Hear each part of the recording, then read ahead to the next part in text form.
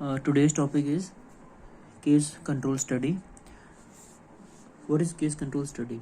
It is retrospective study are a common first approach to test causal hypothesis.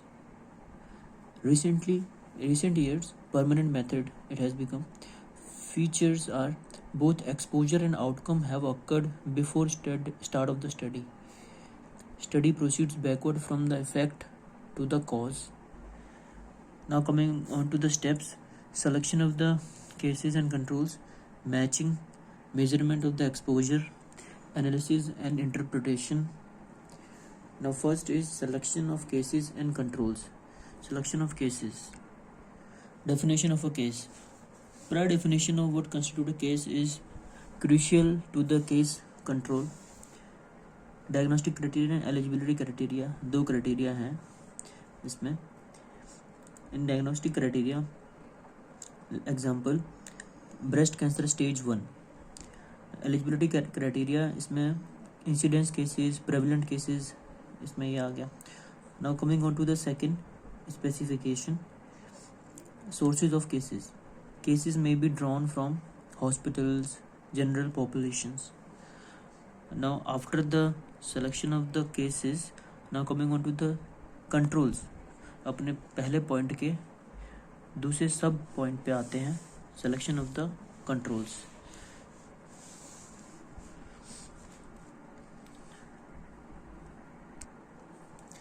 Selection of the controls. Control must be free from the diseases under study. They must be as similar to the cases as possible, except for the absence of the बस disease नहीं होना चाहिए, except for the disease. Now coming on to the, as a rule, a comparison group is identified before a study is done. So a comparison group होता है control, comprising of a person who have not exposed to the disease. Source of the controls are possible source from which controls may be selected include hospitals, relatives, neighbors, general populations. Hospital control, relative, neighbors, general populations. Now इसमें 2x2 की table एक बना सकते हैं हम. इसमें रहेगा, इस साइड रहेगा एक्सपोजर और इस साइड रहेगा डिजीज़. तो exposure, no exposure, disease, no disease. तो लेट्स सपोज 50 लोग लिए, जिसमें 45 को डिजीज़ है ऑन एक्सपोजर और 50 को डिजीज़, 5 को डिजीज़ है on without exposure. Similarly here कोई डिजीज़ नहीं है 10 लोगों को, एक्सपोजर हुआ फिर भी, और 40 लोग हैं जिनको एक्सपोजर नहीं हुआ ना ही डिजीज़ हुई. इनका टोटल यहाँ पर लिख सकते हैं हम. Now coming on to the basic second step, matching in case control study. Control may differ from cases in a number of factors such as age, sex, occupation, social status, etc. An important consideration is to ensure comparability between cases and control. Measurement of exposure obtained by interview. The third point, जो third step है case control study का, measurement of exposure obtained by interviews, questionnaires, study past record, hospitals, employment. Now coming on to the fourth step, analysis हम करेंगे. Exposure rate, उसका क्या होगा. Exposure rate जैसे कि केसेस हैं तो एक्सपोजर हम यहाँ पर 2x2 की टेबल में देखें तो these are the exposed one exposure. So A by A plus C.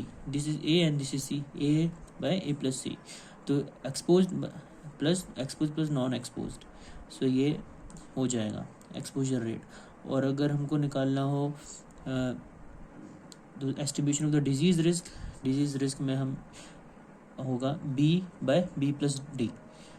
जो भी डिजीज़ है और नॉन डिजीज और total number of disease non disease उसको नीचे लिख लेंगे B by B plus D. यहाँ पर हम देख सकते हैं क्लियरली. और एक चीज़ और होती है, वो है ऑड्स रेशियो. क्योंकि केस कंट्रोल स्टडी है, इसमें इंसिडेंस रेट नहीं पॉसिबल है क्योंकि हम नए केसेस तो है नहीं, ऑलरेडी अक्कड़ हो चुके हैं केसेस एंड डिजीजेज, एक्सपोजर सब हो चुका है. इसलिए इसमें ऑड्स रेशियो निकालते हैं. इसमें इसका फॉर्मूला है, आपको याद रख सकते हैं, A/B प्लस C/D।